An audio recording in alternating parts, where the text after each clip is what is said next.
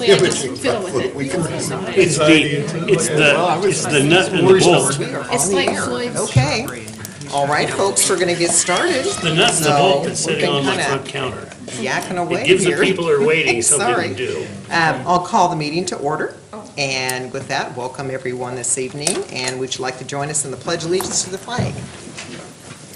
I pledge allegiance to the flag of the United States of America and to the republic for which it stands, one nation, under God, indivisible, with liberty and justice for all.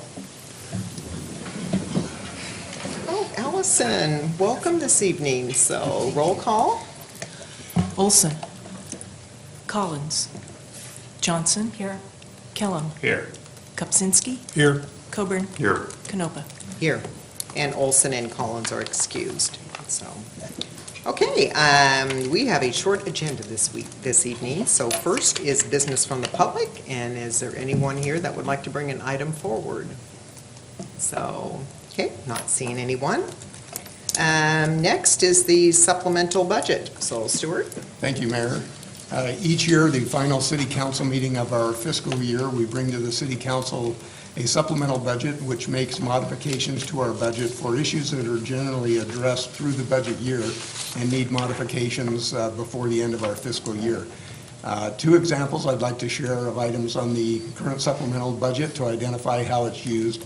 One is the public safety levy, and in the current year, the compression, the property tax that was lost to compression turned out to be less than was estimated in the budget, so we received greater portion of the property tax that was levied in our public safety levy. And one change would be to move that revenue to a transfer item within the public safety levy fund so that it could then be transferred to the general fund.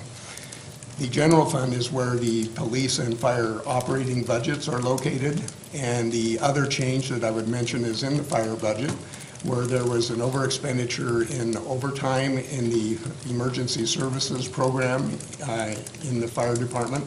That was largely attributed to increase in calls, some employees that were injured, and we needed to expend a lot of overtime in covering those, and some vacancies that existed in the fire department. Some of those issues are being addressed in the adopted budget that was considered at the last city council meeting to add positions in fire department in next year, so we will approach that problem a little bit differently in next year, but this year the supplemental budget would move property tax revenues that were received in the public safety levy to the general fund where they could be applied to that shortfall in the fire department. So that's an example. Other examples in the supplemental budget are generally things that this council has previously been made aware of or addressed through the year and would actually formally adjust our budget at this time. So if there are questions on individual ones, I'd be happy to respond, or Ann Baker is also here to answer questions if there are some. Okay. Questions? No? Move to Okay. adopt. Second. All right, there's been a motion made and a second to adopt. Any discussion? All those in favor say aye. Aye. Opposed, same sign. Okay, motion carried. All right, thank you, Stuart. Thank you, Ann. Next is adoption of the consent calendar. So if there isn't any items that need to be pulled off this evening for discussion, then I'll entertain a motion. Your Honor, I need to hold off 1A.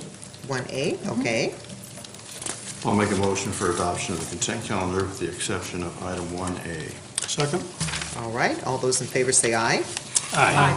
Opposed, same sign. Okay, motion carried.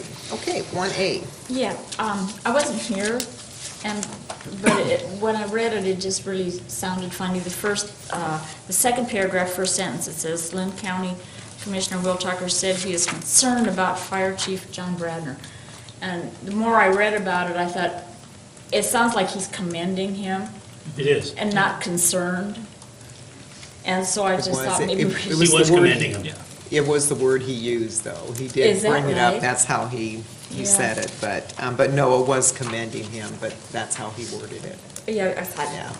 what's wrong with Chief Bradner? Because at first when he said that, I'm like, oh. Pretty concerned, yeah. But yeah, so- And then, the other, it's a small thing, Shane Wooten's name is spelled wrong. Well, when you read the balance of the statement, then it becomes clear. Well, yeah, I mean, Yeah. but the first sentence just didn't make sense when I read it, and I thought. Where was Shane's at, Bessie? It's in the same paragraph. Same paragraph, fourth Same- sentence. oh, see, It's just yeah. W-O-O-T-O-N, I guess Mary said. T-O-N, yep. No big deal. Good catch. So with that, I'd move for the adoption of the consent calendar 1A. Second. Okay, all right, all those in favor say aye. Aye. Opposed, same sign. Okay, motion carried. All right, business from the council. So, Rich, anything?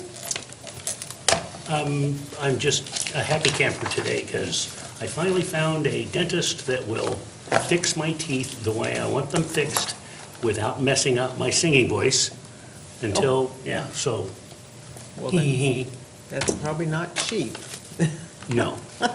Yeah, any dental work, yeah, so, That's it. yeah, pretty expensive, but yeah. Okay, all right, Ray? Yes, we had the MPO meeting this afternoon, and some good news from my perspective came out of it in that we were brought up to date on the current status of the I-5 corridor interchange work on Knox Butte down, where they're taking out the Murder Creek interchange and putting in a long auxiliary lane, putting in a sound wall, et cetera, and they're up to the point where they've got the final design process underway, and we were told that everything else being equal, if current funding processes work the way they normally have, we can probably see construction starting on the first phase of that in 2019.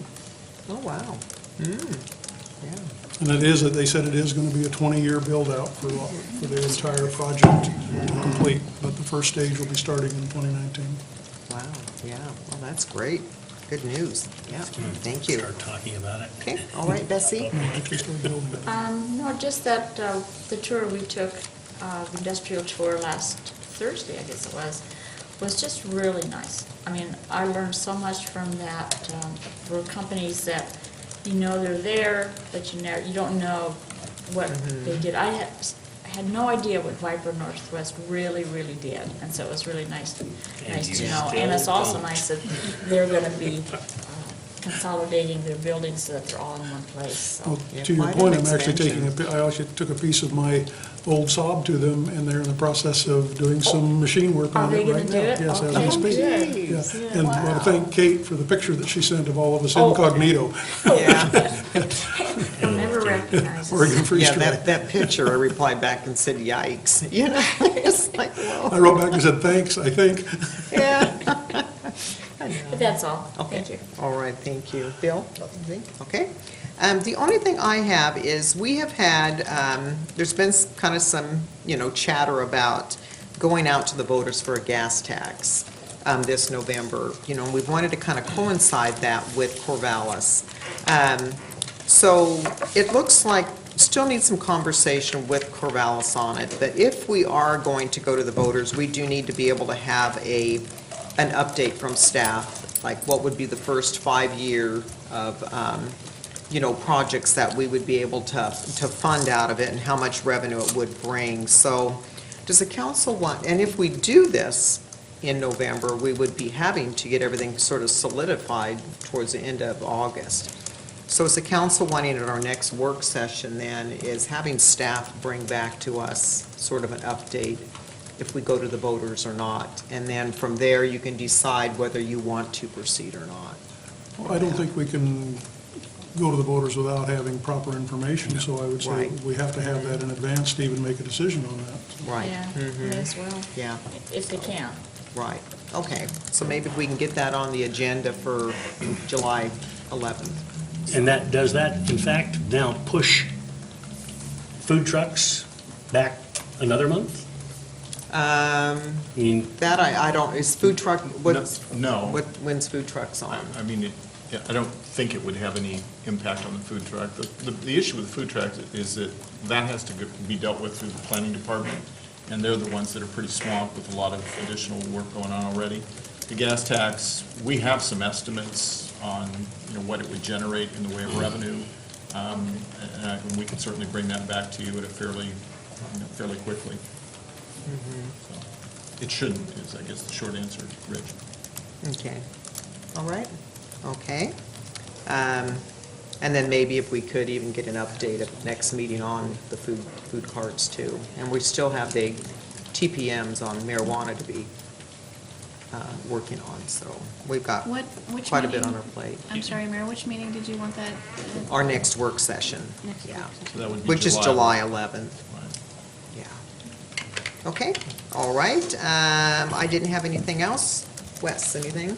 Just a brief announcement of some, what I think is good news on the bid openings for the police and fire station construction. We received 3 bids, one of which was received late, which made it non-responsive, but it still provided some good information. The good news is that the 3 bids were very closely grouped.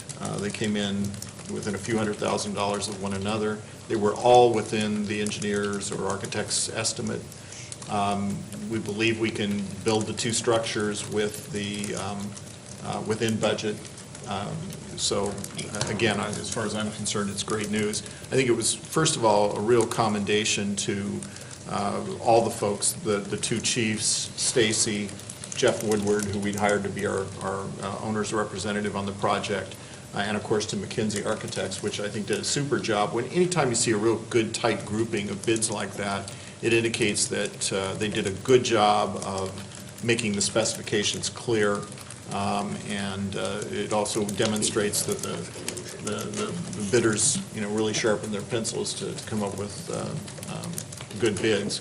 And we've got staff evaluating the 2 qualifying bids, and so they'll be bringing that back to you, I believe, at the July 13th meeting for formal adoption. But I think it's a firm, and the firm that appears to be the low bidder is one that we've dealt with, or kind of a local firm. So That's great.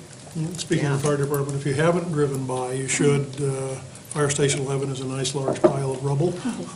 Still got some vertical wall there they're hammering on. A lot of demolition. You think about the fire station plus the carousel building, and we've been adding to the landfill here lately. Yeah, so, great. Is that it? that's what Okay, well, that's good news, so, Yes, all yes. right. Oh, and Chris had Chris? I have one thing, so I have a question for input from the council on city staff who live outside their urban growth boundary taking city work trucks home. So currently, we have someone on call, we have lots of people who are on call every night, and this particularly wanted to ask about the canal crew. So, the current policy is that city staff on call can take a work truck home if they live within the city. And that makes sense for all of our infrastructure except the canal, really, because 2/3 of the canal is outside of the city limits. So the situation that happens now is we have two of the 3 canal crew members who live out of town, and then they have to come back into town to get a truck and then go back out of town quite often to respond to the after hours calls. So it makes it quite a bit less efficient than it could be if they could respond straight from their house. So they have asked me to ask you if you think it would be appropriate for just for that crew to take city work trucks home in order to respond a little more efficiently when they have after-hours emergencies. 2 questions. Isn't that a city manager decision? Yes, and what I told Chris, though, is that this could be the kind of thing that would come back to the city council, so that I at least wanted you to be aware of it. But, yeah, I mean, basically, I approved it, but I just wanted you to be 2 in on the questions. decision. Are they given a 1099 for the mileage? I'm not sure, Stuart, I'd have to defer Yeah, to you on that. Because It depends everybody on- else out there, you have a company rig, you get charged tax on the savings.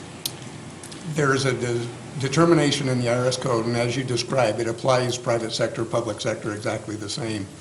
The determining factor is whether or not the piece of equipment can be used as a specific purpose piece of equipment. So if it's a utility truck that has utility tools on the side and maybe has a crane or things that it's a specified use for that truck, then it's a non-taxable benefit.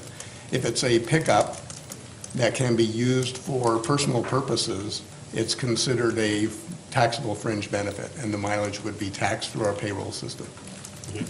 Second, where they're outside the urban growth boundary, is that closer or further away than the, do they live on that side and have to go over there, or do they live on that side? Is it closer for them to take it there and go someplace, or do they, would it be closer if they had to come into the center? For both of them, it would be a straight shot from their house to the Canal 11, Then, and, shouldn't be a problem. thank you. We just, like I said, it's the kind of thing that you might get quizzed about, and wanted to make sure you were aware of it as we're preparing to do it. And refresh my memory then, it's not every day that they have to take the vehicle, is it? Because it's only when they're on call? Right. When it's their shift for being Yep. on call? So how often is that then? So they're on call for, I think it's a month at a time, and there are 3 of them, so it would be 2 out of the 3 months, so 2 of the 3 people live outside of town, so it would be 2 Okay. out of the 3 months that the 3 people are on call. Okay. There would be 1 vehicle going home. Okay, all right, Thank you. sounds good. Anything else? Nope. Anything else from staff? Okay. We didn't make it by 7:30. Yeah, we did. So next we have work session 7:30. July 11th, and we do have upcoming holiday for the 4th of July week. And then regular session is July 13th. With that, we adjourn.